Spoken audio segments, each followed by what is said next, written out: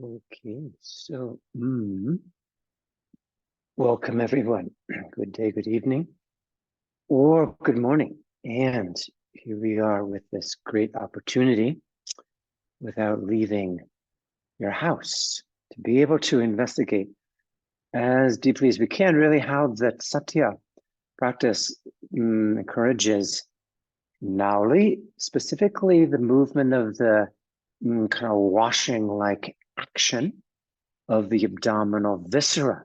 So really glad that you can join and hope that your ongoing practice of the movement patterns is really rewarding for you. That is, you continue to discover new ways to work, new ways of connecting to fascia, new movement combinations, and open ongoing to new sensations. So we'll do that in this practice here today, tomorrow, and Saturday. Really see if we can really foster greater awareness within our visceral body. So now the word viscera really means to have a slidability. That is, the word viscera suggests viscous, to be semi-firm, semi-fluid. And so the organs are solid and fluid together. So we're going to look to build a kind of integrity to the organs when we do the bandha and the nauli, and then also, of course, encourage glidability, slidability within the organs. So this is really classic Hatha Yoga. I just thought, how is it that we can map the kriya of the nauli into the satya? How can the movement practices we do on the floor really support this really traditional type of approach? So let's see. Should we just kind of show a few images before we go in? The first, of course, we could hearken back to Iyengar's teacher, also, of course, teacher of Pattabhi Jois in the Ashtanga, really kind of leading all the vinyasa world today, is Krishnamacharya. So the uplift of the abdominal area is really key to support the lower abdominal area, specifically lower abdomen. The upper abdomen, as we'll see, has a different pull or pressure than the lower abdomen. But really the support of the gut is critical because really Vata itself is governed by the colon. So we're going to go into a fair amount of work, if we can, with the colon here in this practice in the next few days. So remember, the colon governs Vata dosha. And so the colon is our primary organ to target initially, certainly when you start yoga. So if you work with beginners, right, you want to improve their diet, give them some very bland, tasteless khichdi, a little bit of, mung beans and white rice, just to help cleanse and clear the large intestine, because it's the large intestine which is the source of energy in the yogic body. That is, Vata is governed by the large intestine, and it's 5 feet long. Here's the ascending, the transverse, and then the descending on the left. So if you bring your fingers right into your lower right abdominal pouch, midway between your navel and your ASIS, midway between navel and the ASIS, and you press in, you'll be right where my pointer is, where your small intestine joins the large intestine, ileocecal valve, and this little tail here, if you can see that tail, that's the appendix. So there can be all kind of baggage, there can be all kind of debris and bacteria that can build up here. It's an area that tends to get frozen. So what we're going to do is the ascending colon here is governed by the right leg. So when we do our up slip, down slip, our out thrust of the heel, we're going to connect directly into the ascending and descending colon respectively. Okay, so the Vata is stimulated by movement in the colon. And so in Ayurveda, 60% of all disease are vata disorders. So vata, of course, governs the nervous system, right? The joints. So vata governs the flow of nerves. It governs the movement of the joints. All biological activity is governed by vata dosha. So it's the active, it's the sort of air element or the active force within the biological system. Governs inhale and exhale. In a broader sense, it also governs peristalsis and circulation and elimination, etc. So the importance of mobilizing the colon initially, and we're going to do that by lifting and drawing the abdominal area backward, but particularly trying to isolate, if we can, isolate the colon to the left side and the right side. Okay, so back here, you see the rectus abdominis. We're going to also really zero in on the midline of the trunk. So anatomically, the rectus abdominis has fascial moorings into the sternum and the pectoralis fibers in our ventral sheath all the way up to the front of the throat.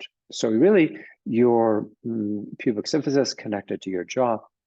And so we're going to try to mobilize the rectus abdominis, particularly by kind of sneaking in from the sides to kind of scoop and lift the rectus abdominis upward and draw it backward, of course. So if you're in the exhalation phase of spinal undulation 2, exhalation phase rounding up, your abdominal area, your rectus abdominis pulls backward. But we're going to also reverse and we're going to lift it. And we suggest doing that from the side borders of the rectus abdominis. So if you slide your fingers just here as I speak for a second, slide your fingers right into the margin lateral border of your rectus abdominis. It's going to lean a little forward. Hopefully you didn't have like waffles for breakfast or a big bowl of like minestrone soup. So sneak your fingers right along the side and see if you can't this gently lift rectus abdominis up and forward, and kind of walk your fingers here. I'll pull this image back up. It might be helpful. So you walk your fingers along the margin, the lateral margin right here, where the transverse abdominis dives deep to the back portion, the posterior border of the rectus abdominis.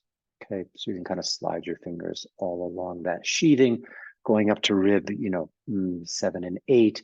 So very near, of course, the position of the liver. Tomorrow's class will be around the liver gallbladder. We'll focus on the hepatic portal system tomorrow. So before we leave this image, notice the longer fibers of the rectus abdominis. So really the lift of the Uddiyana, which of course is preliminary to Nauli.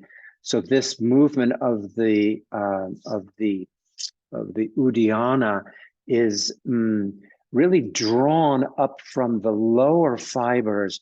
If we're picking up the base of the mesentery, which we'll look at in a second, we're really, our emphasis is on the longer fibers of the lower chain of the rectus abdominis.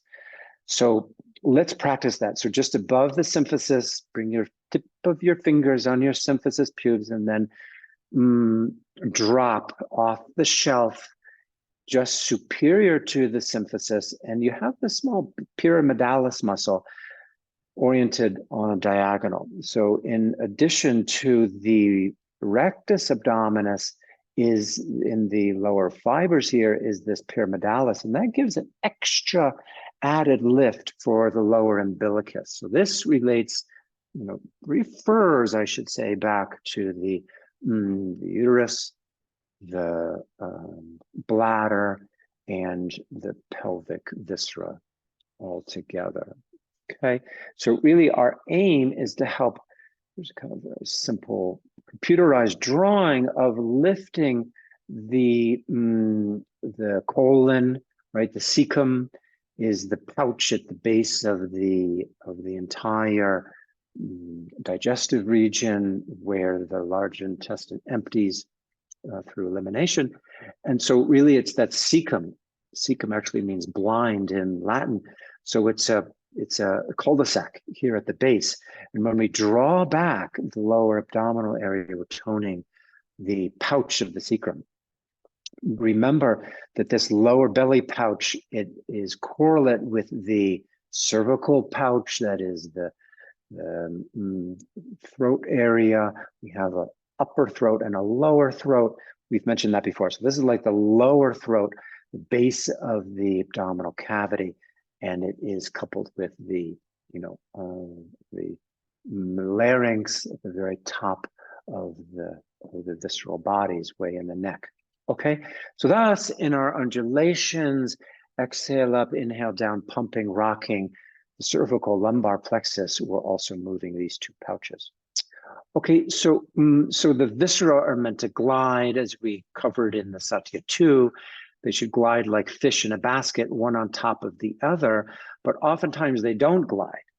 And so that might be due to the moorings of the ligaments, suspensory ligaments becoming constricted, or the peritoneum, which covers all of the organs. Here's the kind of large balloon-like structure of the peritoneum wrapping around the viscera. So here you have the liver at the top, and then of course we have the gallbladder tucked underneath.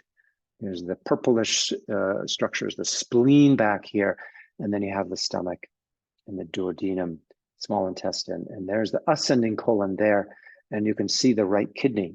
So by the way, when we're doing our right side extensions and right side flexing, there's a strong correlation between the right shoulder, right lung, the liver, gallbladder, and the right kidney and the ascending colon. So sometimes ligamentous fixations or ligamentous adhesions in and around the organs on the right side are due to right shoulder restriction, right pectoral tightness, right upper trapezius tightness. So when we're working with the organs, we're going to also, of course, work some with the lung and the shoulder.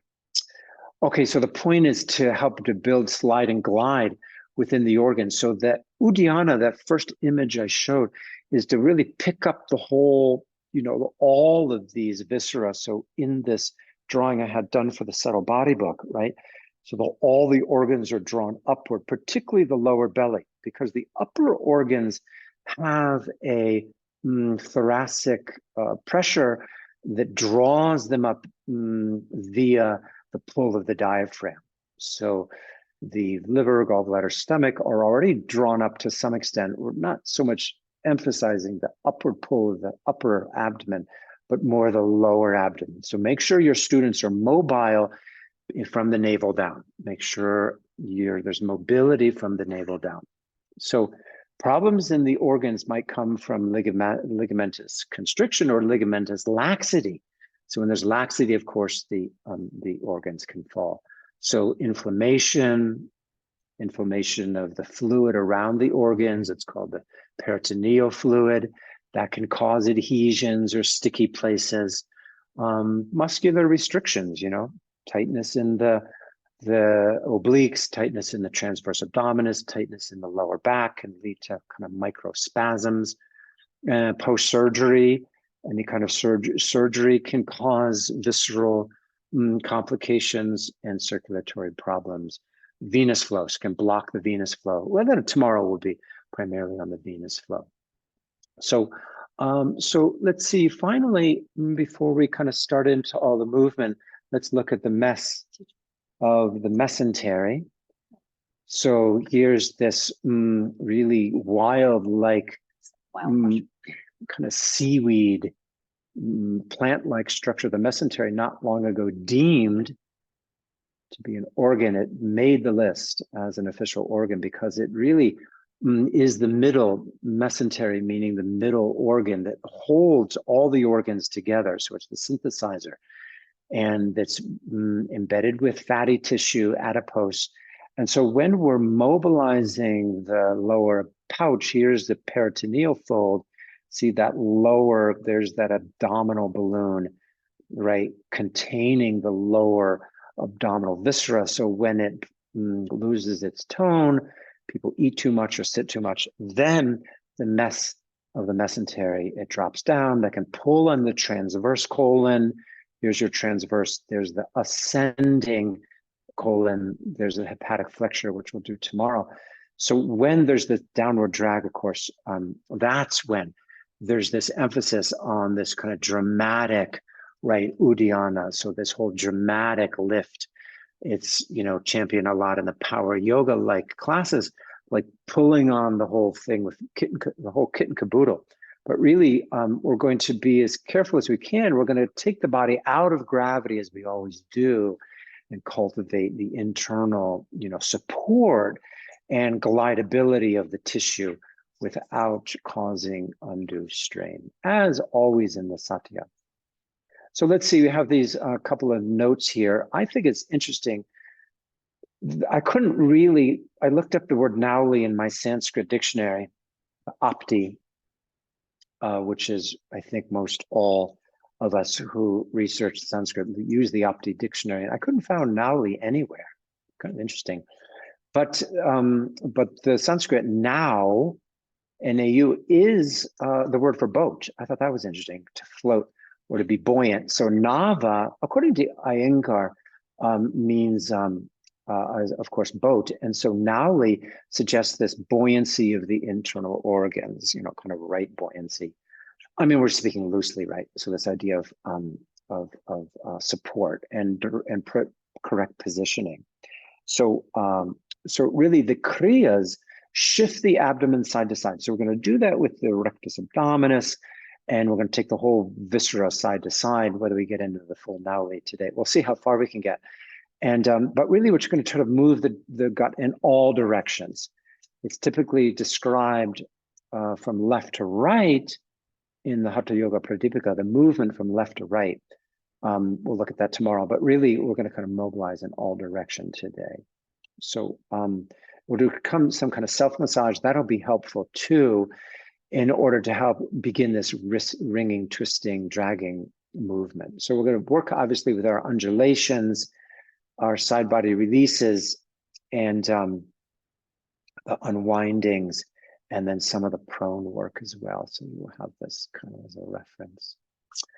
Okay, I think that's good. So let's just sit before we go further, and we can just kind of map out the visceral compartments in our sitting. That's your kaput. You need to do the kaputasana, which is you could lie right onto your back if you needed to. Otherwise, here we go, just sitting upright for a moment. Clear your desk. Put your computers to sleep. Outside devices sleeping, inside devices turning on. Balance ears as we always do. Let's begin with the vestibule of the inner ear. So you can toggle your jaw a little side to side. That laryngeal pouch just below the root of your tongue, that whole pocket at the back of your throat should empty out and be soft.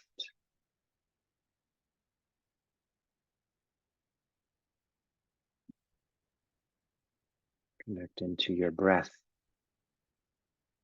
Really a very difficult time in the world today. Lots of reasons to despair. If you're not despairing, then I would be surprised, really. So much conflict in the world today. So our good intention is this repair work, this movement towards benevolence, and bring that spirit of altruistic motivation into your practice. And so as you breathe, loosen the valve of your respiratory diaphragm, so the back slips of the diaphragm, they clamp firmly to your spine. The side edges of your diaphragm, mobilizing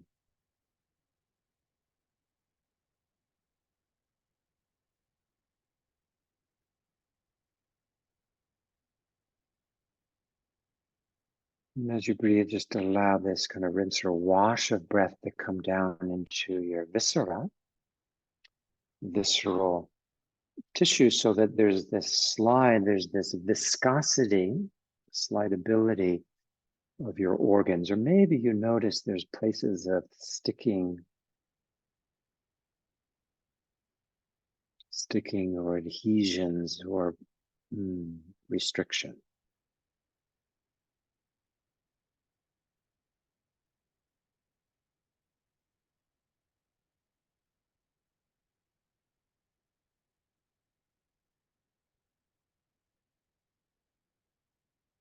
Then just bring your hands onto the very top of your thigh bone. The fingers turn to the inside, thumbs to the outside, and just press down on the top of your thigh bone like give it a good shove straight down towards the floor.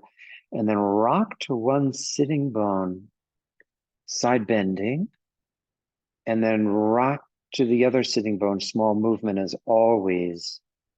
So when you rock, say, to your right sitting bone, press with your right hand on your right femur, straight down with a little bit of internal rotation. And when you rock, of course, to left sitting bone, do the same. Press left thigh bone down. And just now, when you rock onto one sitting bone and you press the femur down, just kind of suction, pull the colon descending on the left, ascending on the right, pull the colon up a little bit. I mean, it's not a lot, it's a little bit. And the shoulders end up, doing the Vultrasana. So shoulders will come up towards the ear. So you're tacking like the sailor side to side, getting a sense of elevating the lower pouch, lower pocket. And then you could press both hands down congruently onto your upper thighs. Scoot your chin a little bit up to the ceiling, well, all the way up to the ceiling, and then exhale, close your cervical pouch, your larynx. And as you fold your chin down, maintain that and just push with your hands and just kind of create a Hooverasana, drawing that lower fibers of the rectus abdominis as a long chain, a lower segment upward. And then just lean a little left, a little right again, just a slight amount. Remember, it's always the glory is in the subtlety. The real magic of our practice is always in the nuance. Just kind of little shift left, a little shift right, getting a sense of a massage and a swirl of the lower belly. Then you can pause there in the neutral, do the dhyana mudra for a second. Just let your right hand support the back of your left, palms facing up, tips of your thumbs touching, tips of your thumbs touching. Just kind of rest your hands, that's it, onto your lap below navel, elbows wide.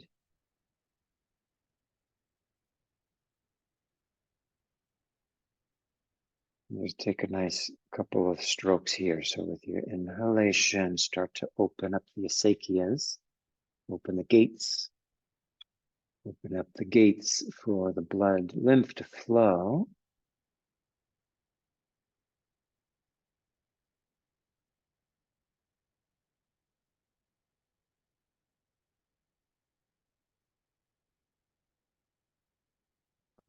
Pacify the vata in your brain. Pacify vata, the air, the wind element in your brain. Eyes soft. Cranial tissue, expandable. And the tip of your tongue, as we oftentimes do, to the center of the roof of your mouth. So tip of your tongue touching.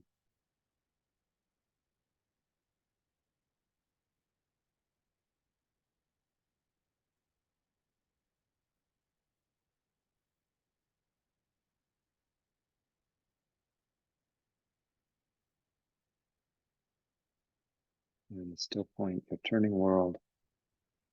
Find that Shantam, Advaitam, Shivam. Find that place of deep rest inside. May all beings experience this non-dual awareness, especially in the midst of all the divisions, animosity, and war today. So we relax tongue down, and then we bring two palms together and make a little bow forward.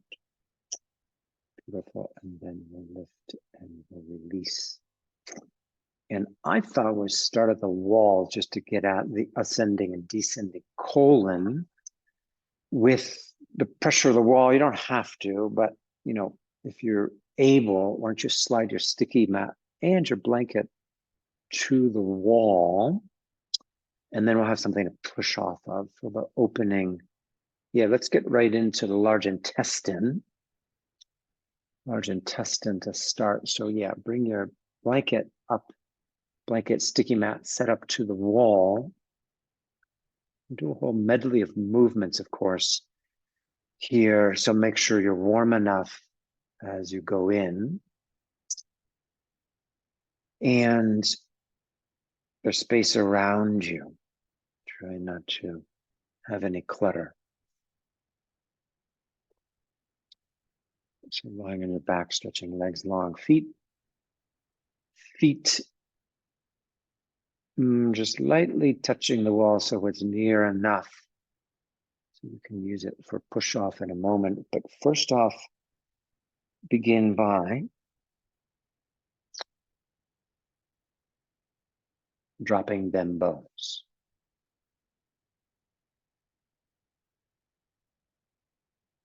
Dropping into the weight of your bones. As always,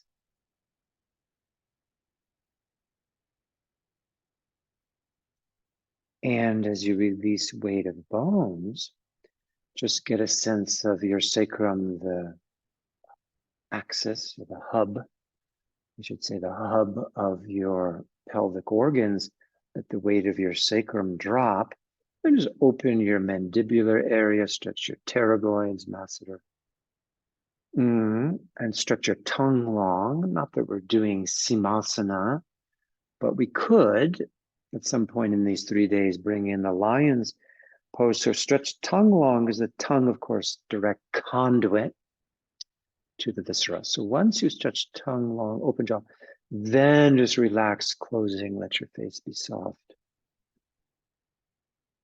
And just sense the overall posture in your abdomen. Are you slightly distended? Are you, do you feel any constriction? Do you feel perhaps any shearing or side bending or pulling to one side or the other? Notice, as we always do, so you just get a snapshot of your overall prana. If the colon is responsible for the life force, then what's your overall level of prana today? Good. Then we'll just bend the right knee, ground right foot to floor, and take arms out into the T position with left foot pressing into the wall. So just press left foot to the wall, hold it there, pin it there, and just take the left side of your abdominal compartment, your ascending colon, and just pick it up and drag it upward towards your diaphragm and relax. Take a breath. Don't move the knee in yet, just keep the knee neutral. Press left foot, drag or lift or pull your left abdominal area upward, and then relax. So do that just a few times, pressing the left foot into the wall. And you could try internally rotating, so spin or rotate your left femur more inward. when you do your hoisting. Isolate as best you can. In fact, then you might just want to rest your hand onto that lower quadrant of your abdomen. So next time pushing the left foot, you pull up the organ, just feel through your left palm, stretch of the psoas and the skin fiber, from psoas to skin fiber. Yeah, you want to try that on your other side at some point. We start with the left today. Go then to the right side and left knee bent, left foot to floor. Then push into your right foot. Pull your right colon up. That's not a very big movement, just enough to kind of get a sense of the rebound. You could try that a few times. Push, lift. Not rotating as yet. And you could, however, turn right femur slightly in. And you could rest your hand onto that right quadrant covering your appendix, ileocecal valve. If you get pushed away from the wall, just kind of scoot back in. You know what I mean? So just isolating, it's like unilateral Uddiyana. It's not a big Uddiyana, not a huge lift. We're just beginning to isolate one side at a time. Yeah. Great. And then we'll release, we'll come back to the first side. Arms out to side, right foot on the floor, left foot to wall. Okay, so unwinding one, press your right foot in, swing your right knee, press into the wall with your left foot, and take your right colon ascending and kind of pitch it over your descending colon and then return back to center. So let's have a colonic awareness today. So you press in the right foot, that's it. In swing the knee, you elevate your ascending colon, you lift it, hoist it, drag it over the lower, more or less, not quite, and then you return. So do a couple of those. Obviously, it's for the right kidney, right QL. So when you're pushing foot to the wall and you're in swinging the knee, just beware of the visceral mobilization in your right side. Use the left foot for the push off into the wall. After doing a series of those, you can swap over to your other side. Press the wall, press the left foot, in swing left knee, and then you're kind of lifting that lower colon, descending over the ascending. You have to remember that the whole peritoneal fascia, that balloon-like sac, is going to also slide with the movement. So you're developing that visceral slide. So push into the wall, keep stretching into your lower colon as well.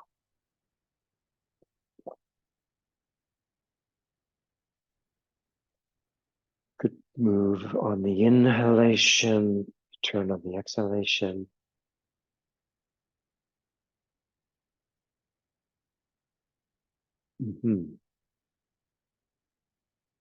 Beautiful. End of that last one, bend both knees, ground soles of feet, hands to top of femur as previous, thumbs on the inside, fingers right up over your quad, and take your heel of your hand like right to the apex of your upper thigh. Okay, and just push bilaterally, just push both femurs, keep your pelvis neutral, push both femurs down like towards your toenail. Don't be aggressive, as always. Have this slow, soft awareness as you have intimacy, immediacy, spontaneity. Really keep those principles that we've established all along in the practice. Now press heel of your hand to take that lower fibers of the rectus abdominis back to the floor, up towards your chin. And then hold it, pin it back for like 5, 6 seconds. And then just relax your grip. Release your perineum, pelvic floor fibers. Take a breath for nothing and then do it again. Press heel of hand. Press sacrum lightly to floor and just kind of scoop it, drag it, hoist it, suck it upward. That mesentery, the lower pouch. And then you relax. Don't overdo, of course, in your series here, but this is the seed movement for Uddiyana Bandha on the back. Okay, so try that on your own, pressing with hands. You can create a little bit of posterior tilt this time. Scoot your tailbone down. Press with the heel of your hand to kind of drag and lift. Okay, good. And then from here, take your arms out to the side, back into the T position. Knees are still bent. Yeah, keep your knees still bent. Up slip, down slip. Slide one knee away from your head. Pull your other knee a little towards your head. And do the glidability of the sacrum. So everyone knows up slip, down slip on your back with the knees bent. Okay. To feel this glidability,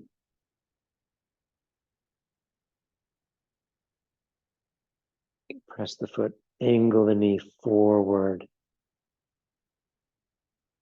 We've used this over the months for the SI, L3, 4, and 5 facets, right?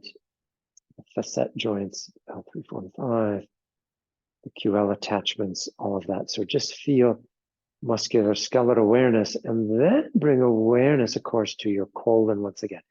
So when you're sliding left knee forward, tractioning left colon, vice versa, on the right side.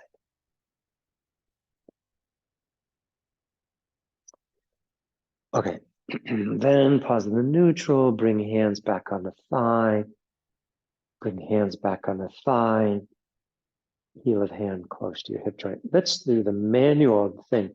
So push with the heel of your hand down onto one femur as you do the up slip, down slip, and let the other femur jog up towards your ear. So let's get the push off manual. Same movement, up slip, down slip. Now you're adding the thrust of the hand. You know, just give it a good shove. You're pushing down. You feel that little bit of twisting, a little bit of spiral in addition to up slip, down slip coming into your lower abdominal area. Visceral drag. Okay, then pause in the neutral. Keep your hands there, but just let sacrum free fall for a sec.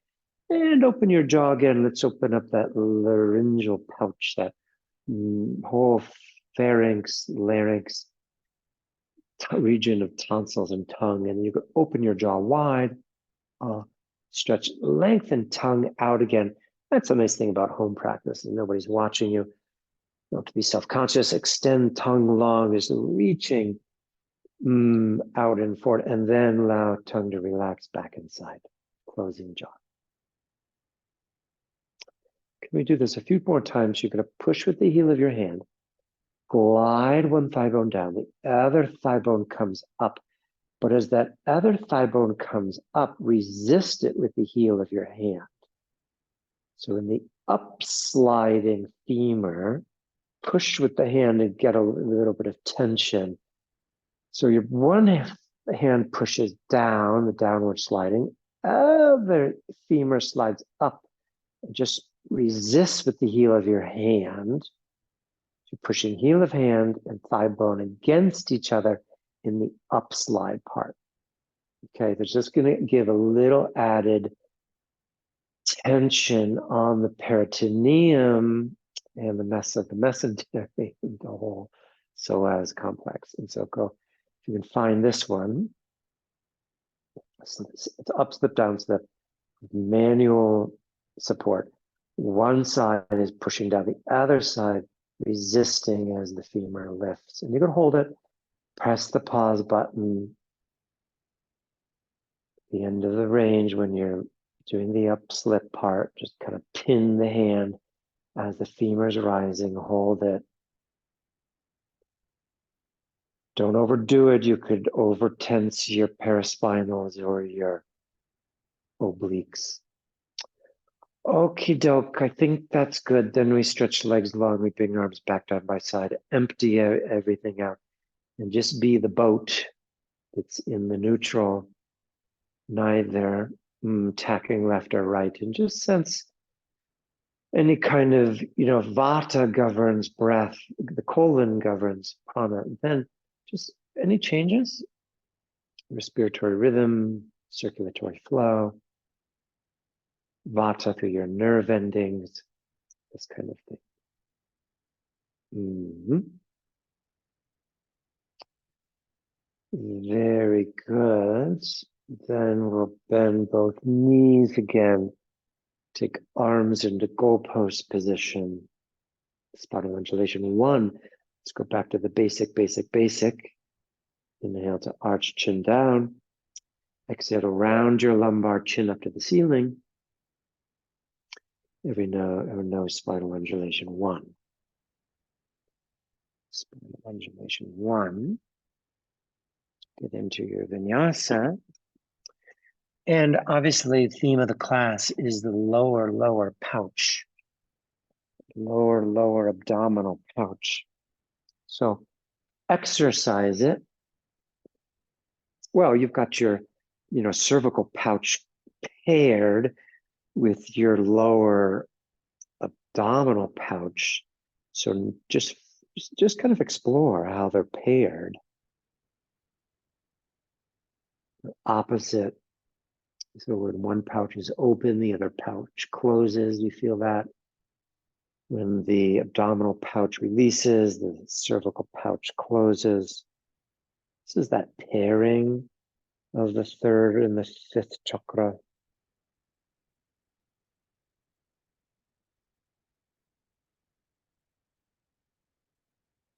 Yeah. Just emphasize the exhalation phase for a moment, as we've done before. This is a little review. So when you exhale, you push heels to floor. You make your posterior scoop, and you take that lower rectus fibers and you suction them backward. And you might pause, of course. So invite the pause, either the top of the inhale or the end of the exhale, or both.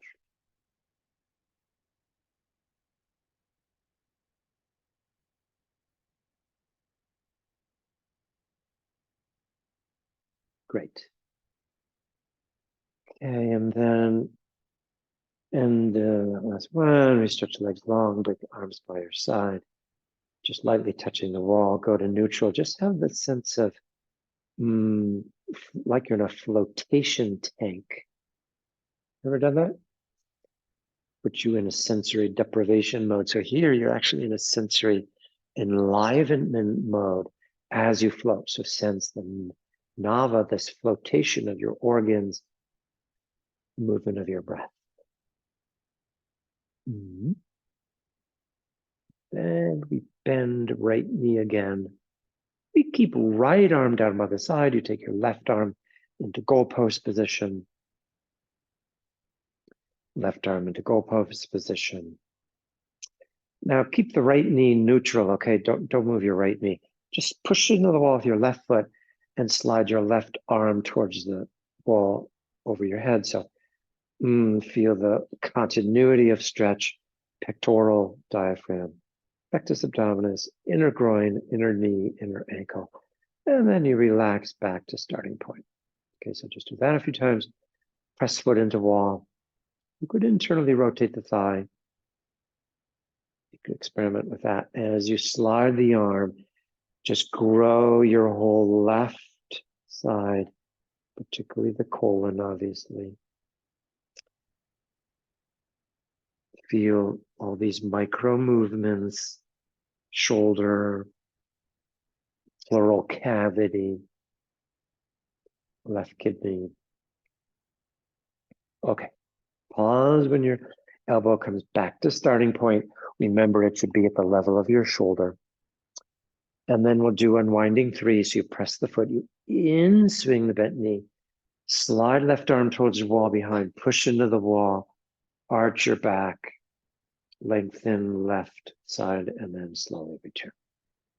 This is the unwinding 3 where you're elongating left psoas. So push into the wall, stretch your left leg, firm your left kneecap, extend your left quad, lift your left psoas, all that muscular skeletal awareness within the visceral awareness.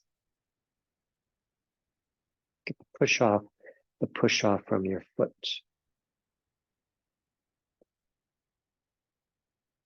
Inhale into the movement. Obviously, exhale, return. It's very, very nice. Very, very, very nice.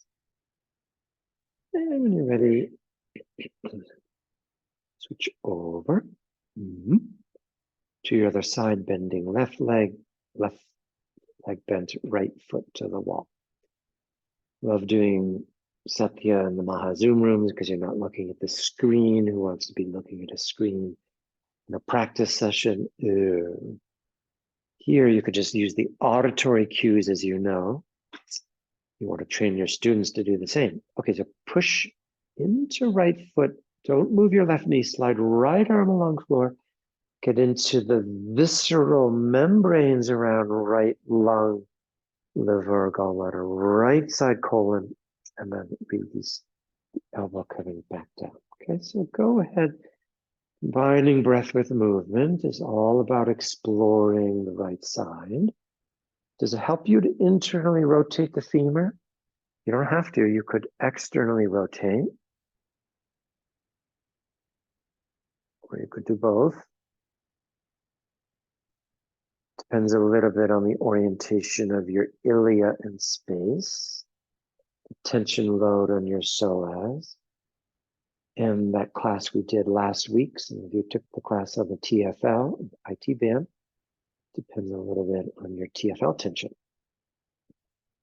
So that's really nice, sliding right arm, right leg away from each other in isolation. Then we'll add, when you're ready, come back to your starting point. Press left foot to void, in swing left knee, slide right arm, tip towards your right side, raise your left hip, slide, inhale, exhale to return. Make sure you can slide and glide through your movements. Okay, so you don't have to follow me. Follow your own bliss, follow your own prana, and just, it's right colon, right? It's just have your right colon awareness, ascending colon, up off of your appendix awareness, your cecal valve awareness, breathing in to that area.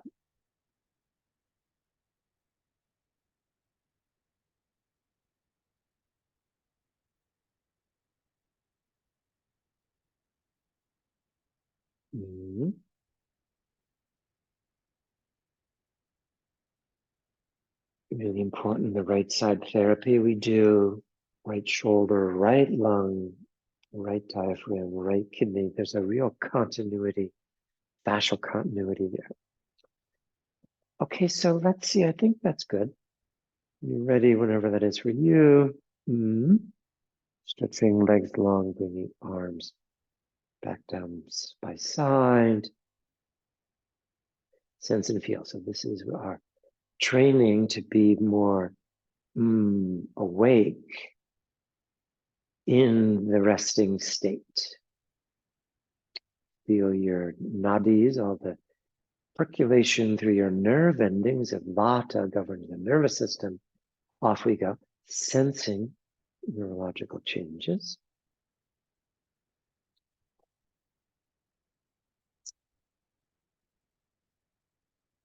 Then you bend both knees, ground soles of feet, interlace your hands behind your head, cradle, head into hands. Spinal undulation 2, take a breath for nothing. Inhale your breath and exhale, manually round up. Everyone knows this one. Super scoop, pressing heels, lifting tailbone, then inhale down to arch.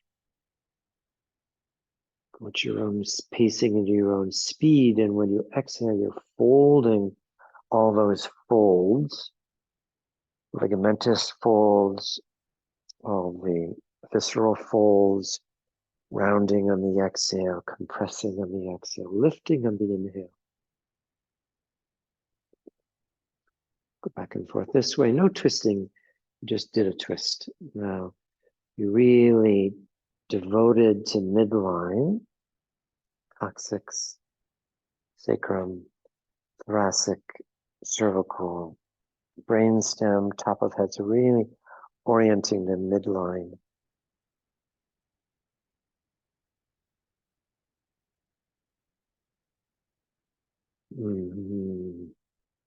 Beautiful. Then at the end of that, last one, just bring your hands back down, still with your knees bent.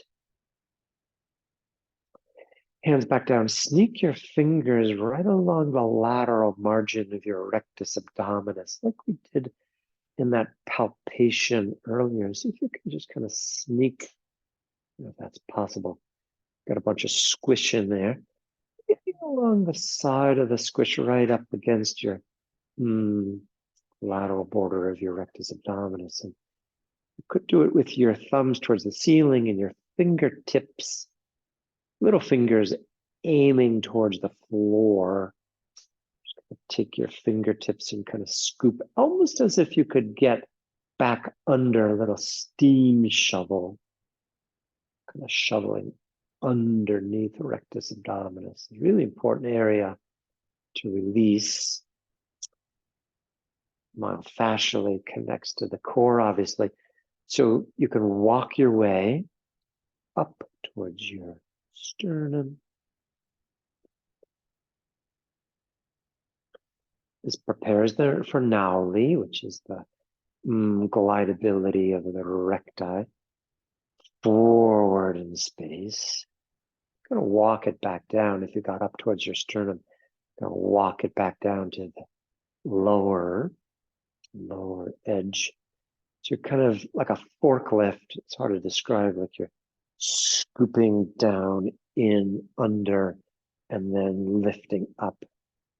You're not really, but you're kind of aiming in that direction.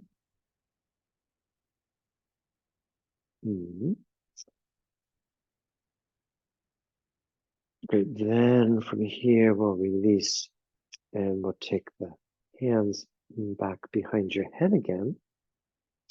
And then just on the exhalation, create your posterior tilt. Inhale, your anterior tilt. Keep your head on the floor, elbows on the floor. Just go back and forth a few times. And on the exhalation phase, just repeat that kind of scooping. I mean, just kind of imagine it. So when you exhale, your fingers are there, scooping the side embankment of your rectus abdominis. So when you exhale, you're obviously contracting, but you're also getting this engagement in the side of the rectus abdominis. Inhale, obviously, you're floating the whole thing, lifting it, expanding it, broadening it, opening it. Exhale, see if you can create that steam shuffle, like scooping. After you press your heels, lift your sacrum a little bit up off the floor. Don't overwork this now. Be careful. There's nerve plexi in the gut are rich, just as the microbiome is rich.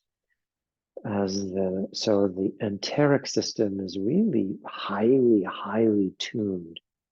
So don't overly do it. You know what I mean? Yeah.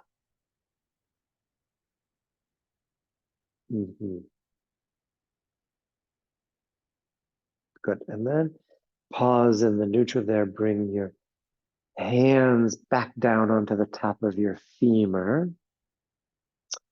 And then once again, press onto one side, press down, and just lengthen the side of your rectus abdominis. And press. This is the up slip, down slip again. But now we have that. Your focus is on lengthening the side embankment of the rectus abdominis. Back to this movement again. Repeating, remember, it's good to repeat a movement more than once. Press with the heel of your hand. Isolate the nauli side to side. It's not really nauli, it's more preparatory, as we always do. So yeah, one side at a time, and you're kind of lengthening side wall of your rectus abdominis there.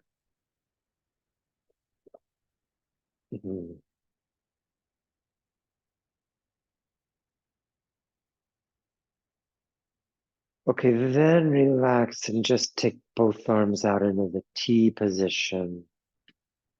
Let your sacrum be heavy. We'll do the neutral here. Sometimes you can do neutral with legs straight, other times with the knees bent. Sacrum dropping, just open jaw again. That vestibule back behind your molars, pterygoids, widening, spreading. If you want to lengthen tongue, you can. Leave that up to you. Opening jaw wide by degrees and then slowly closing. Let your face be soft. Then just kind of shear your sacrum or sweep it over to one side. Keep your sacrum on the floor and then slide it over to the other side. So there's no up slip, down slip. This is a side to side movement. So sacrum slides left and sacrum slides right, brushing, dragging sacrum along the floor. Okay, left and right. Want to have the skin, want the skin of your sacrum to be brushing along the floor. Here, bring your hands under your trochanters, under your outer hip. Just get the palpatory. Yeah, just kind of feel that. Okay, so sacrum drops. Okay, slide. I mean, you're going to get a little up slip, down slip. What we're looking for is just a sliding left and right. Okay, just feel this. Very nice feeling, actually. Left, go back and forth. How far it moves, I don't know. Is that inch and a half, 2 inches maybe? You could press your sacrum down a little bit when you slide it. Now, this is great for your visceral membranes, but also muscular skeletal system. So once you've gone to one side, hold it, pin it, keep your hands there, or back out to the side. Just gonna hold it, pin it, then go to the other side. Don't overdo, these are small, these are the balance of these tissues is very fine. Okay, then from here, you can just kind of, when you're ready, stretch your legs long, bring arms by side and just feel your sacrum free falling. Notice any changes in your pranic rhythms. As always, what's the quality like in your bones? Vata governs the flow of prana, so nerve endings, dendrites, right? All that space, possibly, around your nerve endings. Let your legs go for a second. Legs be heavy.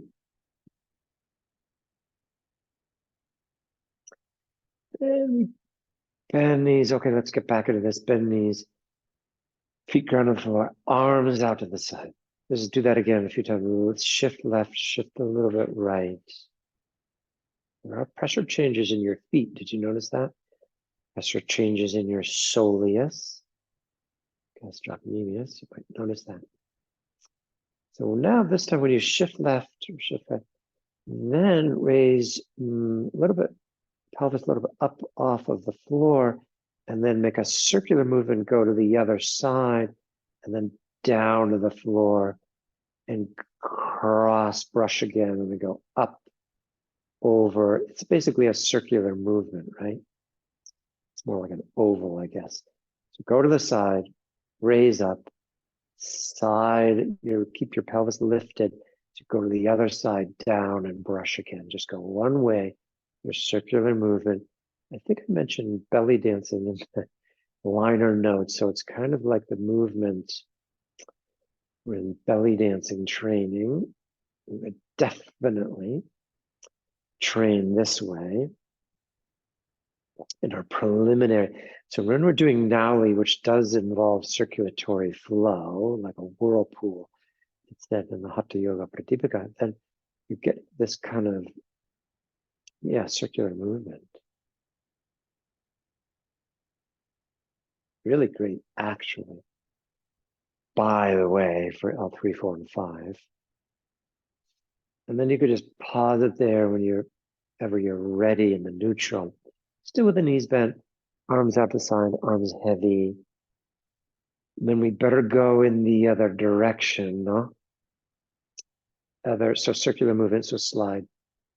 If you went clockwise, reverse it. Then go to the other side, lift up, other circular flow. You want that brushing really important. The skin fiber of your thoracolumbar fascia. That skin covering your sacrum, you're gliding it, sliding it. Slow it down, don't be in a hurry. It's really a whole circular mobilization of the lower belly.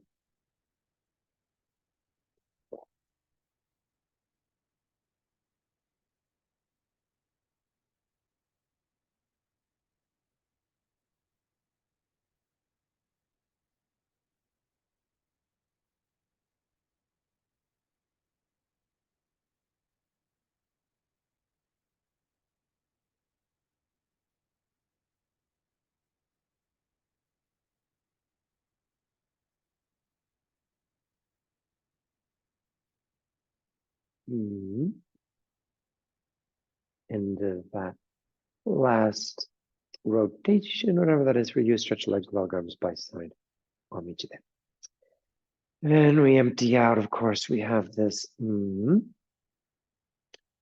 global awareness, sensing skin, nerve, bone, fascia, organ.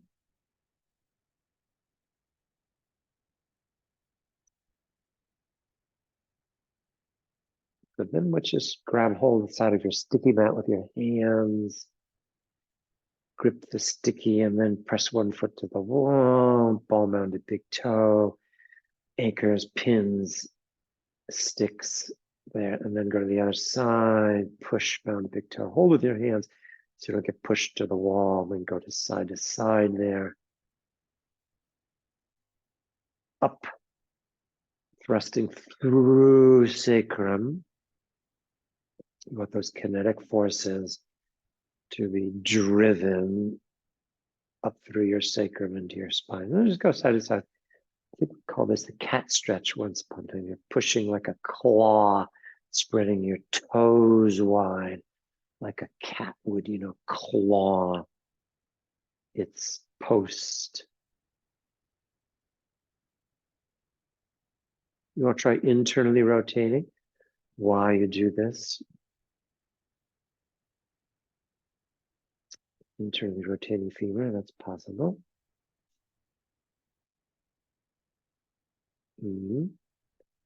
Pretty strong muscular energy. And beautiful. Then you can release all together.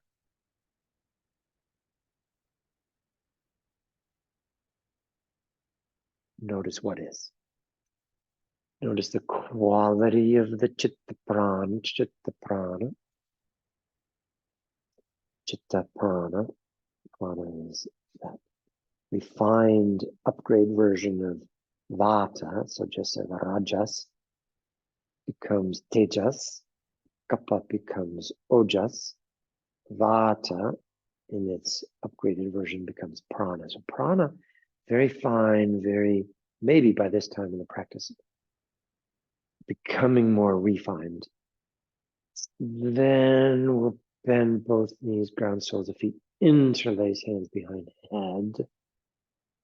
Spinal undulation 2 again. Take a breath in. Exhaling. Let's twist when we come up this time. Let's move the upper visceral bodies and then inhale down to arch. I'm really thinking tomorrow's more the upper viscera, but let's just kind of touch in with this one. Exhale, rotate, hook it, twist it. Get your upper thoracics to move. Middle thoracics as well. If you've had COVID, if you've had any respiratory infection, you want to twist your pleural membranes, really want to drag, twist, hook, spin, spiral your pleural membranes. And you could pause anywhere in the exhalation phase or the inhalation phase.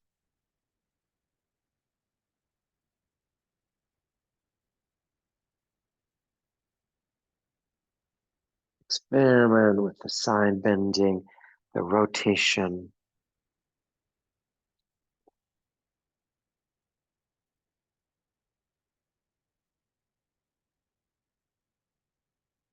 Great. And with that last one, when you stretch legs back long, then release the chorus onto your belly. Rotate, minimal lifting of head. Dropping onto belly. Just lightly touch the wall with your toes, or actually better go away from the wall. We don't need the wall right at this point. Forehead resting down onto the back of your hand. Hands are stacked, elbows are wide.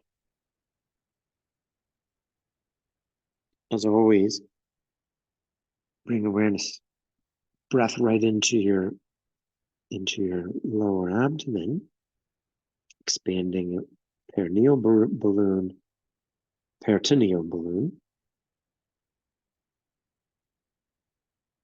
And when you breathe in, that glidability of the peritoneum should enable more ease in your flow of your inhalation.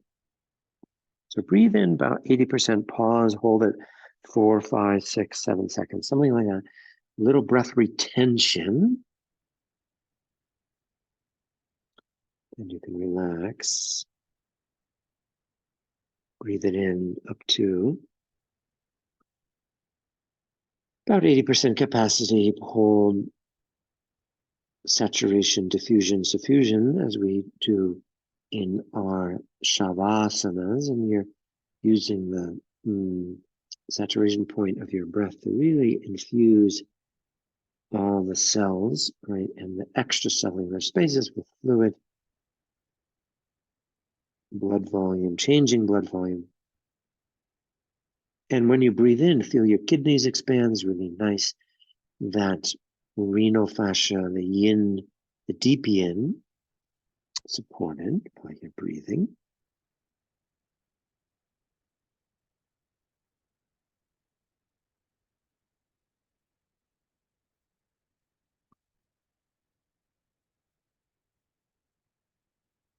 Great, and then from here, the end of that last one, pause there, and then we're going to shift pelvis a little left, like we did in the back a moment ago, and a little bit right. So yeah, it's just a side-to-side movement. Slide along your symphysis P best you can. Shifting or sliding left, sliding right. Feel, yeah, you can feel your sacrum, that's fine. Let's bring your awareness to your sacrum. SI. Yeah, and you can feel quadratus lumborum. Those of you doing the muscular series with us in the public classes, do that whole class on the QL. Last week or week before, so feeling the glidability of the QL and the contraction. But more importantly, now feel the kind of swoosh of your colon. When you shift left, what's it like there? So ascending, descending colon. When you shift right, what's it like? Get into the fascial moorings that hold the colon in place.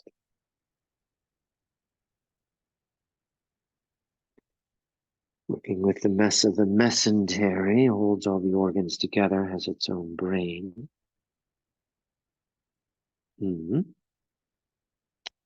Great, then pause there in the neutral. Any changes in breathing? Does it incite a wider breath? Maybe. Who's going to predict? Could be. Your breath goes down to more stillness. Could be that you have spontaneous pauses in your breath. Who can predict? Then here we go. We slide pelvis over to one side. You lift pelvis up towards the ceiling. Lift your symphysis off the floor. Go over to the other side, down and across and around again. Same movement we did before. So here's that circular articulation. Because if the nowly suggests the circular movement, then we're introducing it now prone. It is a side bend. It's a shearing over to the side. It's an uplift. Your knees will spike down a little bit. You've got a little bit of spinal extent. It's almost like the chest knee chin there for a second before it goes over to the other side and sweeps around again. So really great, by the way. L3, 4, and 5. You can really articulate your lumbar facets. Go slow it down. Who's in a hurry? Don't overdo this. Very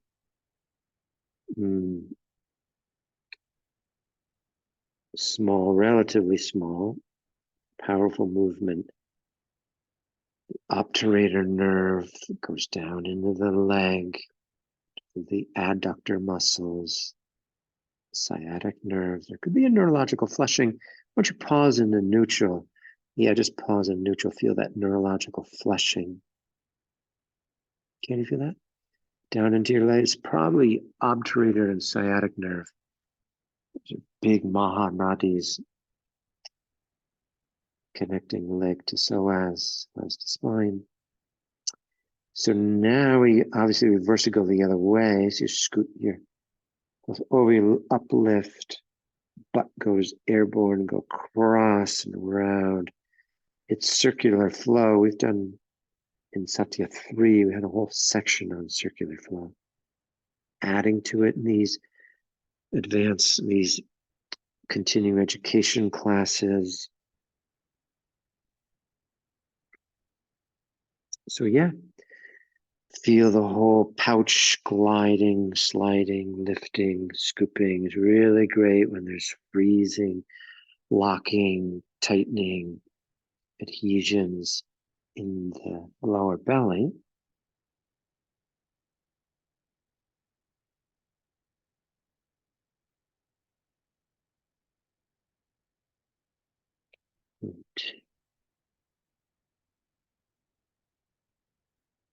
And then end of that last one. Pause there, feel the neurological flushing. And you feel that out through your hamstring, back of knee, ankles, feet. You could even feel it down into your feet. Then bring your elbows out in front of you, palms up in the air. Slide your elbows forward. Open up your armpit chest. You slide elbows forward. Lengthening pectoral. Then pull your elbows back towards you. Lift your head up. And rest your bridge of your nose, your third eye, onto base of your thumb. Okay, so you go in the cobra this way. Elbows spike down. Use the elbows as the fulcrum. Close your eyes. And just drag, lift, pull, lower belly. Remember those long fibers of the lower rectus abdominis. So you're dragging, lifting them.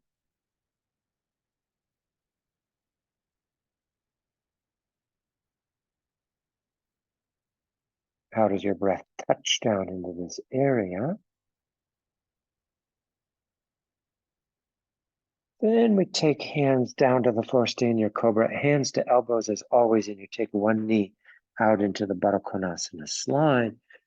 And then just walk over towards your bent knee side, just to like open up the colon on the long leg side. So whatever leg is straight, then you're lengthening the psoas on that side. So hands basically on the elbow, that's our standard Bhujangasana. So lengthening the colon of the long leg side.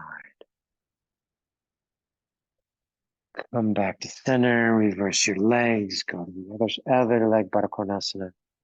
You can push into the wall if you like, if the wall is still available for you with your straight leg.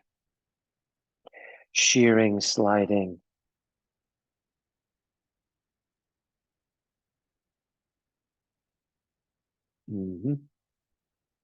Lengthening the colon on the straight leg side. Kind of drag it, lift it, pull it, hoist it.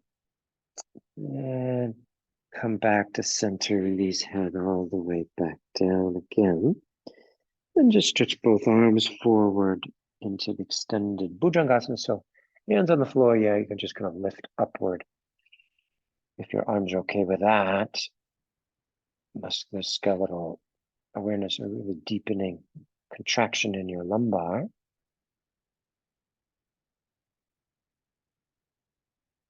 Open palms, open fingers, releasing, of course, your L3, L4, L5. Okay, good. Then head down, releasing all the way. And then when you're ready to spin, roll onto your back, stretch your legs long, bring arms by side.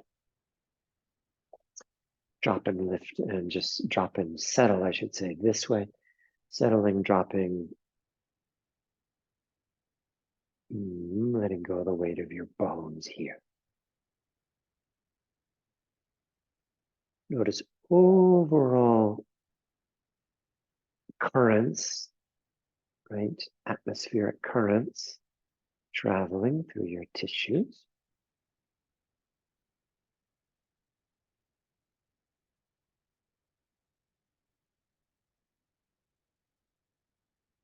Great. Then we bend knees once again. Take hands on the top of thigh. Give it a good shove. Push heel of hand against top of thigh. Tuck your chin down a little towards your sternum. And then take your lumbar into extension. So arch your lower back on the inhale.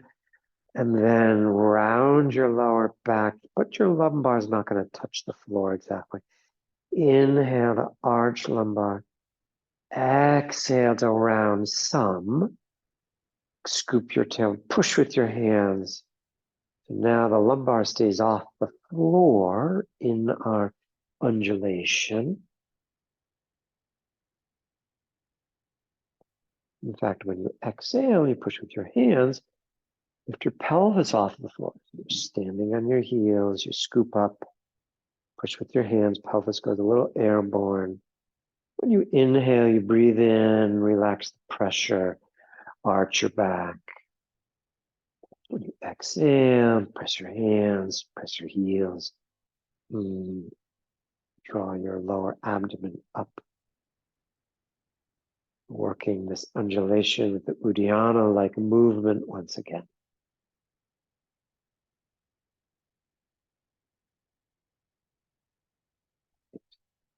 End of that last one. Yep, just stretch your legs long, end of floor sequence. Dropping, settling, soaking into all the various internal winds, internal thermals, so ride the thermals of your breath.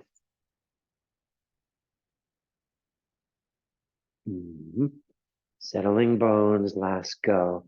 Let go, release weight of sacrum, shoulders, heels.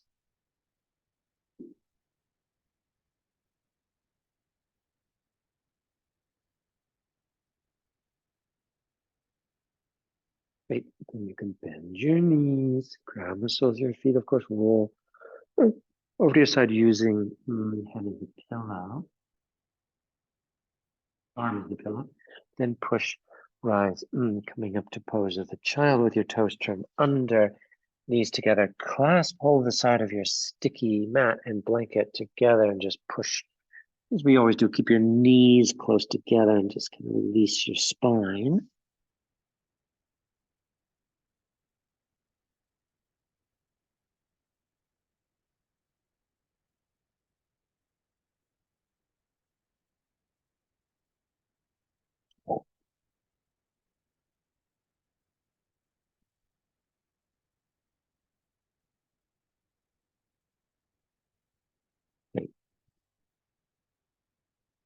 Here, take your hands like a headstand position. Elbows on the floor. And press into your elbows and bring your underarms back towards your knees. And bring hands to prayer position. Kind of lift your hands above the floor. Slide elbows a little forward. That glidability of your armpit chest lengthening, elbows forward, hands toward your shoulder blade kind of thing. You can open up your lungs that way. Toes are tucked under just to prepare your plantar fascia. Okay, really nice. And then you can, when you're ready to release, go ahead and take blanket out from underneath you. Very, very nice. And setting blanket to the side, of course. We'll come to hands and knee pull with the heels resting on the wall. We'll come up into the dog pose. So let's just use the wall if you have it. Or take 2 blocks, one underneath each heel, just to get that bladder buoyancy. So with your feet as wide as your mat, little internal rotation of your thigh, bring your bladder colon uterus up, up, up, up, up. Ears lowest level, head lowest level, pelvis up, up, up, up, up. Press your thigh bone back. You really want that traction of your upper legs, right? Pressing back like someone's giving you that standard dog assist with the belt pull. If you have wall ropes, you could be doing this off the wall rope. So the wall rope is right at the top of your femur. Bend elbows a little out to side, coil, and then recoil, extending both arms. Use the chair with your hands if your shoulders are limited.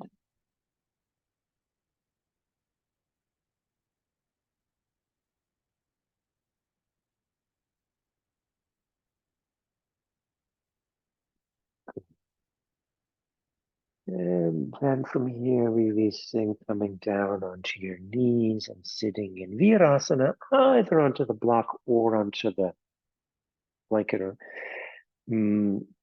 or between your feet. So sit into Virasana. Let's just come to neutral with brainstem. So eyes closed, ears level, throat soft. Breathe through your nose. Let's just check in now with the quality of prana, chitta after this opening floor work. So as you breathe in, sense the diameter front to back of your thoracic region, and also the diameter side to side. So sense just this whole balloon-like structure of your lower lungs expanding.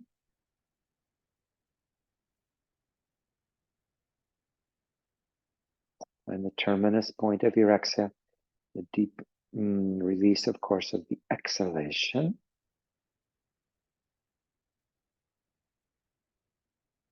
In fact, when you exhale, push with your hand slightly and just similarly that on the exhalation, you're just creating this kind of hammocking like action of your lower belly back and up.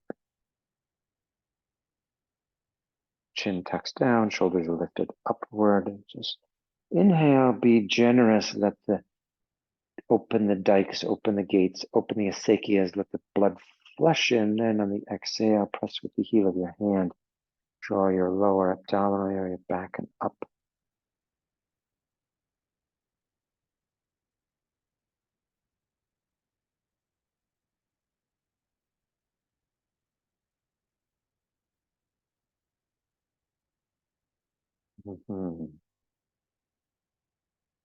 Great. And then from here, we'll twist. So you take your fingers right underneath that juncture between your foot and your shin. So there's a little gap, base of your shin, just above your ankle.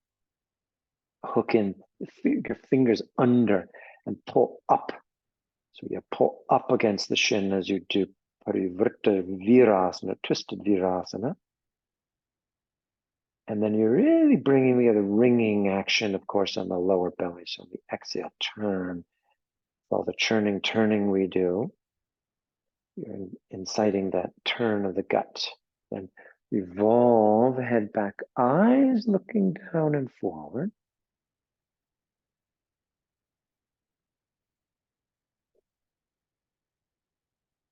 A little bit of a forced exhale, like pull up with the hand that's tucked under the shin.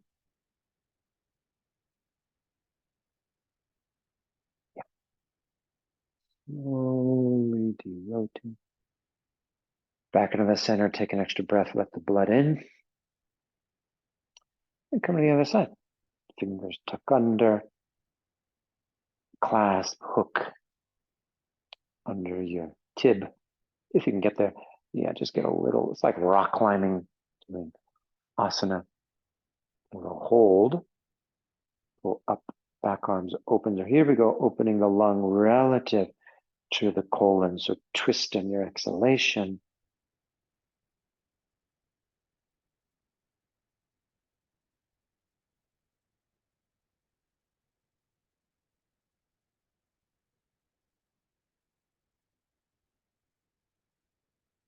Evolve, gaze back to the front, look soft eyes to the floor.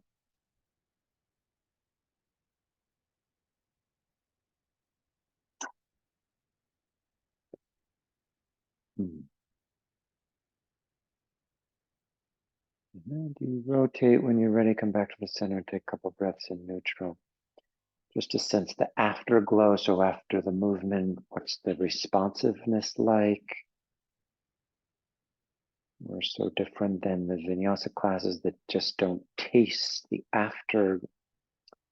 aftertaste of the postures because they're so quick to move on. So here you are really as a connoisseur of your own prana, tasting, sensing the recoil of your diaphragm, the expansion of your lower ribs. Okay, then you could release, come up. We're going to do Pardvottanasana. You could use the two blocks, so we'll go back into dog and then we'll step one foot forward. Either two blocks or hands to the floor. I'm going to kind of leave it up to you as to, you know, what your ROM is like and what time of day it is for you. Back heel is pinned to the wall. You can stretch the lateral gastroc on your back leg. So back foot's turned in and press the outer back heel to the wall. Shoulders over wrist, of course. And then just, yeah, bend your front leg. Let's just get the work of the ilia going. So you bring that ilia back. Ilia of your front leg back, back, back. Try that a few times, bend and re-straighten. We always like to do standing work after the floor work. It builds integrity back into the sacral fibers and it builds the bone tissue. Stressing, building the bone tissue. Then we do the twisted triangle. So you take your hand to the block on the inside and bring your other hand onto your waist or your hip back behind you and twist. We're not going to really use the upper arm here. You could go to the outside of the foot if you needed to, but I'm going to show today so that hands on the inside of the foot. Now your back heel is too light. You better backpedal, get the back heel to press more. I'm going to open up the bladder meridian. Back side of the calf goes up, back of the leg, up, back of the spine, paraspinal goes up over the back of the skull. So really churning On the exhalation, you can bend, that's fine. You can bend your front leg, re-extend, dragging that hip back as you turn the pooch, your lower belly. De-rotate, put your hands down to the floor, walk your feet up the wall, legs are parallel to the floor. If you can do it, if it's too much, it's not the right time of day, it's not good for your shoulders, then do the dog or pause in the neutral. But otherwise, we go halfway up the wall, Ardha Vrikshasana in the inversion. Extend arms, release neck, release ears. Release neck, release ears. And these are taut. Then coming back down, step forward. Let's get the other side going. Parshvottanasana. Parshvottanam. Parshvottanam.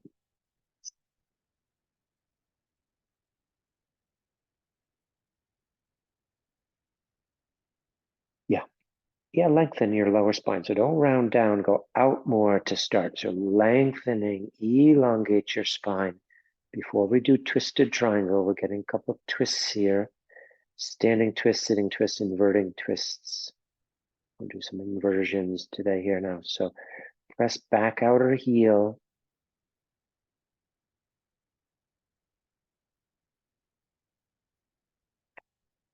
Put the stressors down into the ball point of your big toe mound. Get the position of the bone correctly. So that'll give you more of a rebound to come up through tibia, femur, head of the femur, ilia. Okay, then block to the inside foot. Other hand to your hip and twist it, triangle.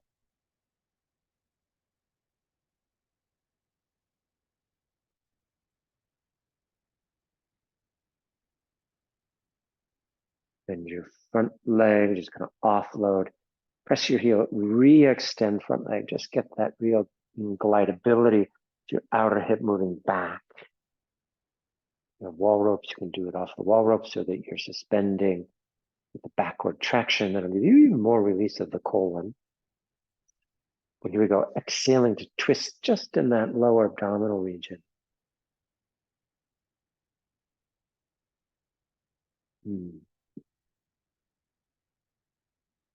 Beautiful. To rotate, bring your hands back down again. Walk your feet up the wall, legs parallel to the floor. Release the back of your skull, ears releasing, head releasing. And lift up out of your inner shoulders. If you can do the half handstand, if not, do the dog pose or come in a child's pose, depending a little bit on the time of day for you and your shoulders. Right. Then from here, releasing, moving all the way down. And go ahead and slide out all together. Let's take one belt and since we're in the theme of the boat, we'll do Navasana here for a few minutes before we continue our inversions. So you take your blanket, right, so that it's into a small square. I would just go about yay wide and thick. Make your belt, loop it over. Let's float our boat. So you bring your belt right up to the top of your shoulder region, under your underarm. Take belt around heel. And sit real tonic for viscera. It's not overly working the viscera, but it's going to bring integrity into all the tissues we've been talking about so far. So belt right over heel, right underneath your, be high up on your chest. Keep your oars in the water, hands out to the side and back. Close your eyes, ears level. Let's do 2 minutes here. Lifting, floating.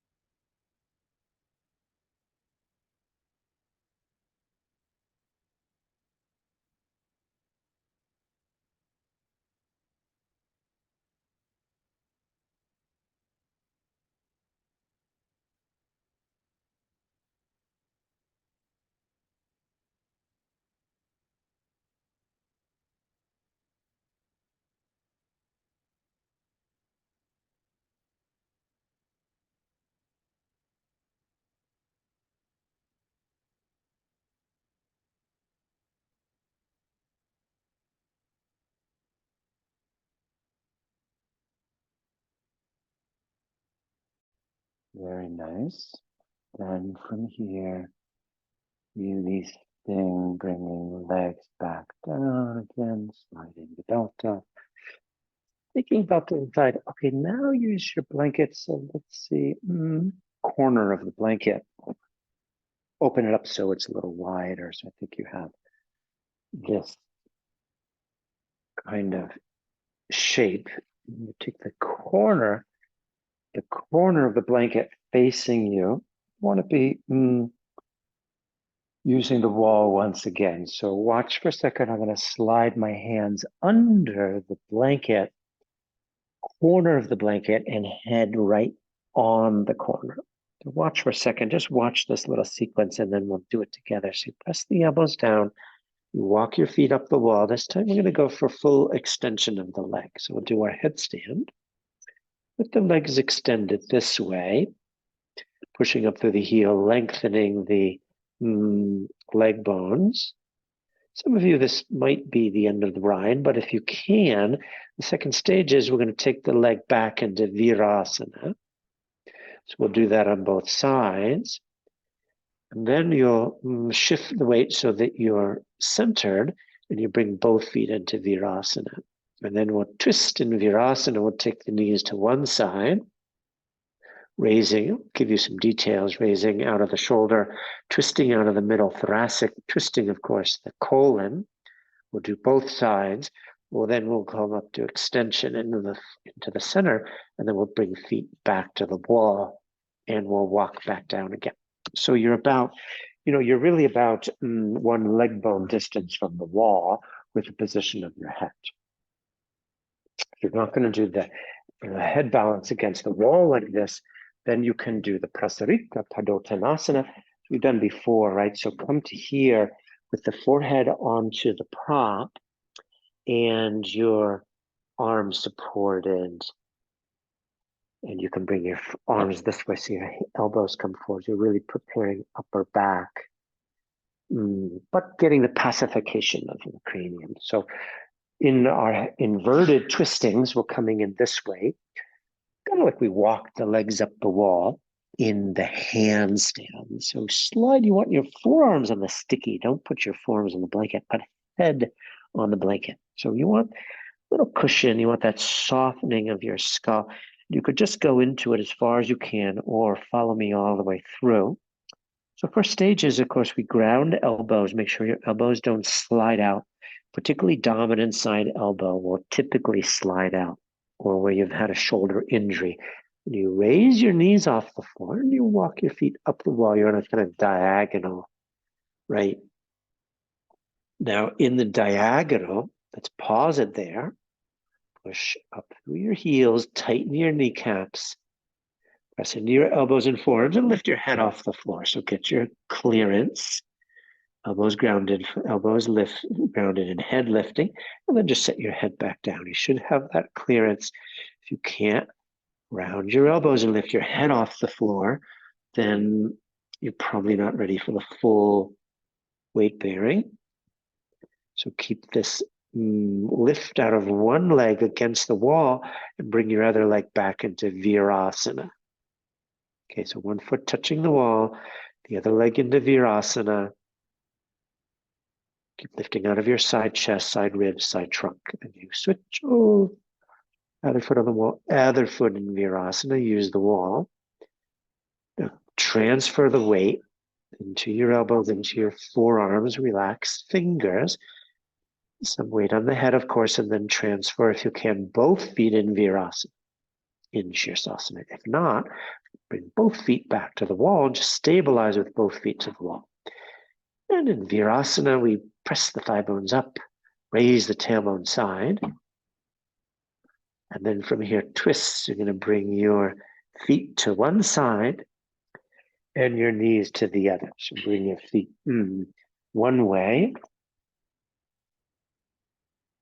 Bring your feet one way and shift your knees the other in order to twist through the colon. Now you have to really turn your sternum opposite to the direction of your knees. So if your knees go one way, rotate your pectoral, your sternum opposite. Keep lifting out of your shoulders. So great for the organic tissue.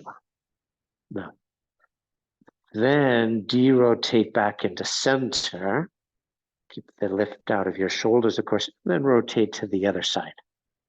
Keep lifting out of your sacrum and loosen your belly. Don't tighten. You want to loosen as you turn.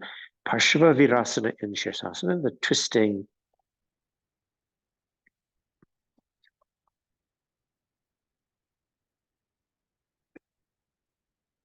Of the abdominal fibers, and then come back to center and stretch both legs straight up towards the sky. Then that verticality, lift out of your shoulders, lift out of your side body. And you'll set one foot back to the wall. Let's go out the way we came in. Set the other foot back to the wall. Take your time, of course, as you work your way down and rest at the end into the pose of the child, head on the floor. Elbows released.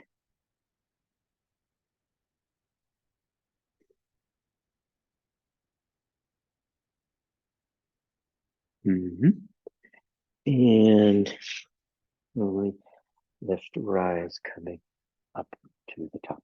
Okay, so nice. So we've introduced Parshva Virasana in Shirsasana. We will do regularly if you can. Develop a regular practice of the Parshva Virasana. So good for the organs. One of the best we have. So let's do one more inverted twist. So we're going to do shoulder stand. You could come into your shoulder stand from the chair. We've done that many times, coming down off of the chair. You could use blankets for your platform, or you could use the bolster for your platform. So just watch for a moment as I show the version of the twist here. So when we come into the shoulder stand, whether you're coming down from the chair, stepping up one leg at a time, we're going to offset the leg, the straight leg, and we'll rotate. So you have this good continuity. So your whole lumbar is lifted and your legs split. So we're starting to really spiral into the visceral membranes here. So legs really reaching over like we did in twisted triangle, opening up the IT band side of the front leg. Then it'll derotate. You'll come back up. I'm showing here before you launch in, right? Twisted shoulder stand, twist parivrtta action. So it's not a huge twist, but we want that upside down visceral turn. So you decide how you come into your shoulder stand today, if you can do shoulder stand. If you don't do the shoulder stand, then do your bridge pose. So you can conclude the series. If you're protecting neck and you're not going inverted, then you can do the series this way so that you're in your bridge pose, and then you'll come up here into the leg extended, and you can rotate your legs. You can twist your legs in the inverted staff position. Okay, so take your time as you enter. Imagine by now you've got your most stable way of doing shoulder balance, either from the chair. If you're not remembering how to get it into the pose from the chair, recall that you sweep your legs up over backrest. You hold onto the backrest and kind of walk your way down. Let your shoulders come right to the edge of the bolster. So you're pausing your shoulder balance. If you're using the chair, it's kind of a hybrid between the Viparita and the shoulder stand.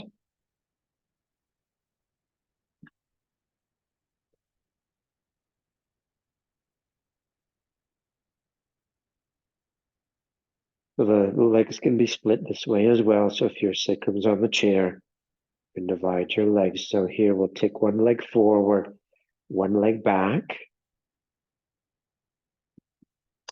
And with one leg forward, one leg back, then spiral so that you create this rotation Hopefully you're stable enough on your shoulders to do this. No strain in your neck, so soft throat. All the while soft throat. So yes, spiral through your colon region, emphasizing the colonic twist as we've been doing all day. Or just modify with your weight on the bolster with your legs vertical.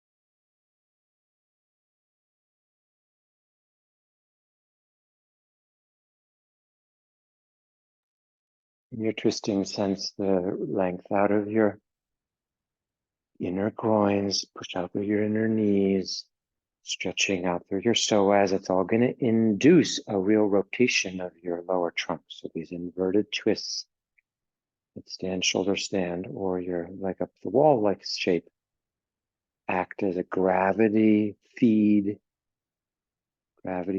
combined with the rotation. Yeah, once you've evolved side to side, and you slowly release back into your plow if you can do it.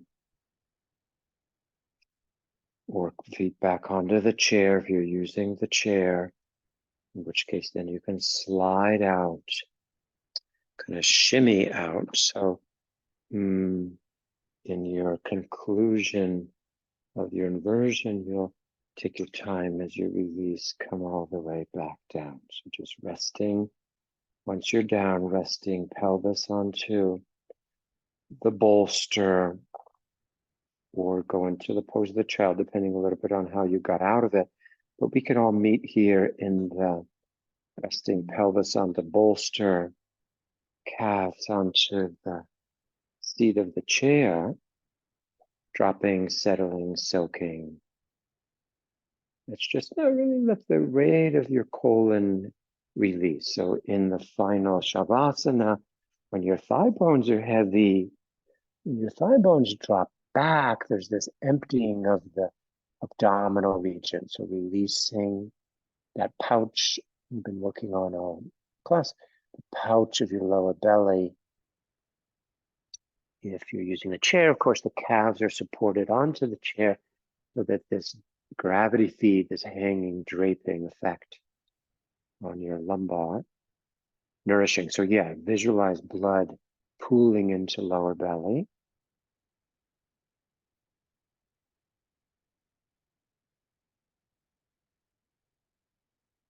Releasing weight of bones. So sacrum dropping, shoulder blades dropping. Just kind of open your jaw again for a second after the inversions. Hopefully you didn't take undue weight on your upper cervicals. So your neck should be released, your inner ears soft.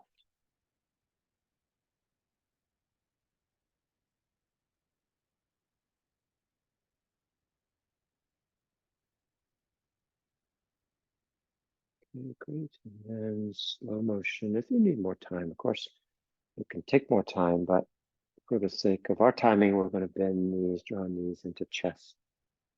Slowly release. Roll over to your side.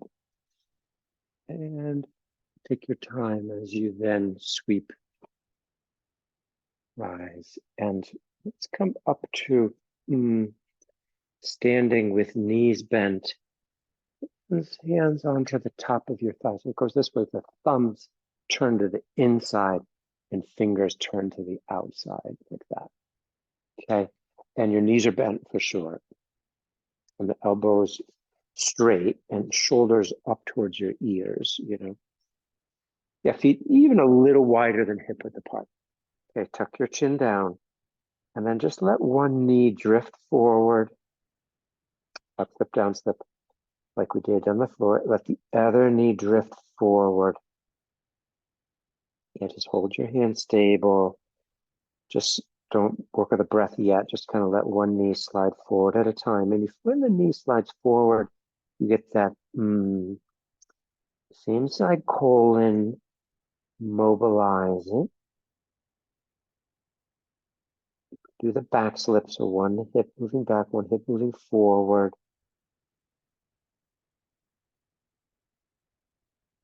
Straight arm. Yeah, don't bend your elbow. You want to go straight arm. Keep your chin tucked the whole time.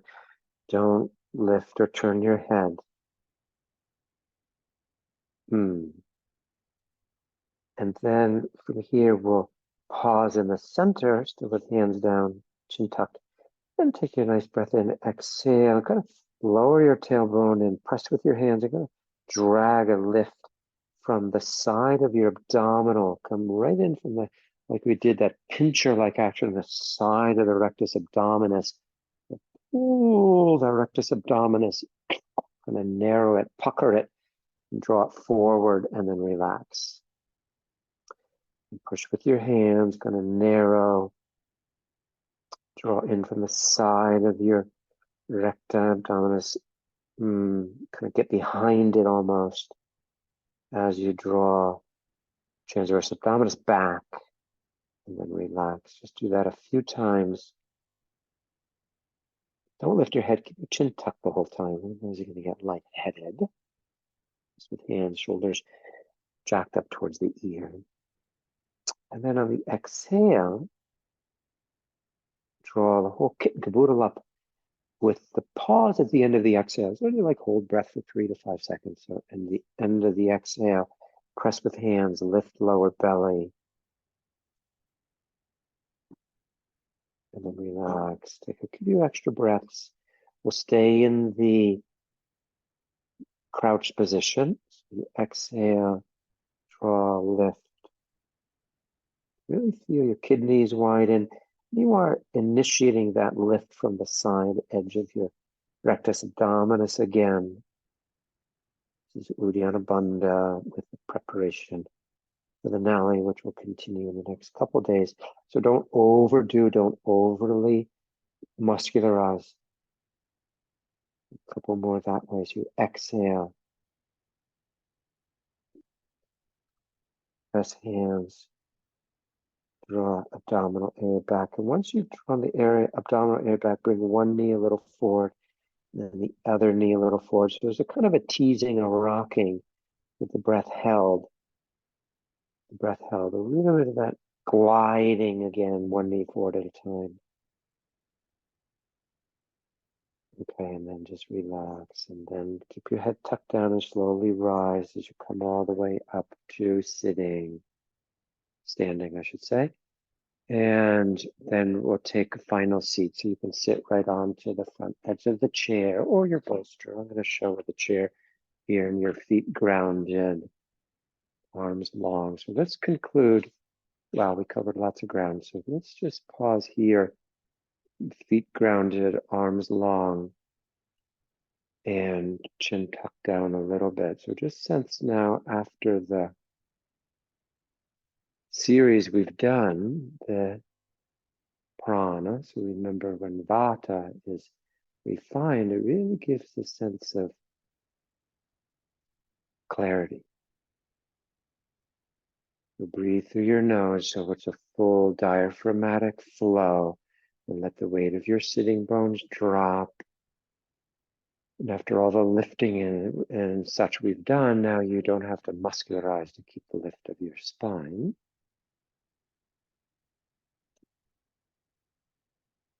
Full, slow, soft stroke of your inhale.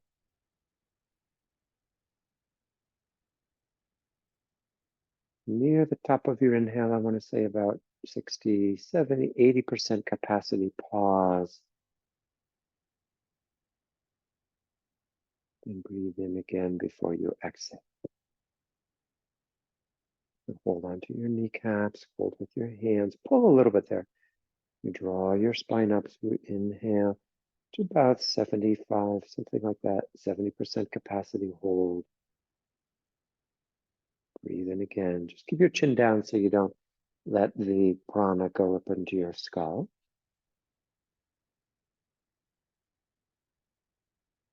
A thoracic breath.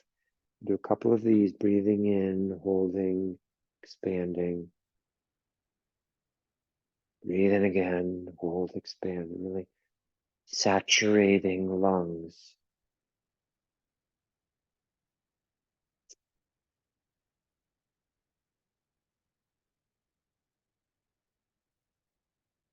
And that last one, just remain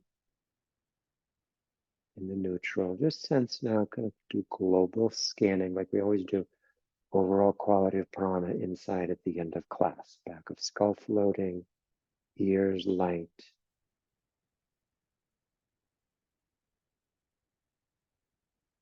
What's the space like within? What's the quality of space like within? Sort of the movement practice, the refinement.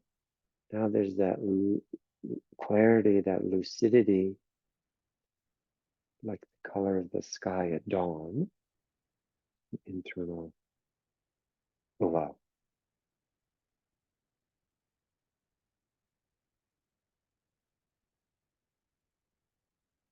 And bring, of course, your two palms together, raising your heart inside, holding your head a little downward.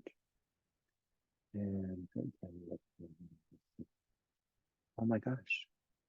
So well done, really beautiful, everyone. Tomorrow we'll pick up really kind of more in the upper abdominal region as we go into liver, gallbladder, and the other sundry associated organs there. We'll make time for questions probably tomorrow or the next day. We'll, definitely we'll do that. So in the intro, we didn't quite get there today, but keep them in your notes or add them to the Teachable site.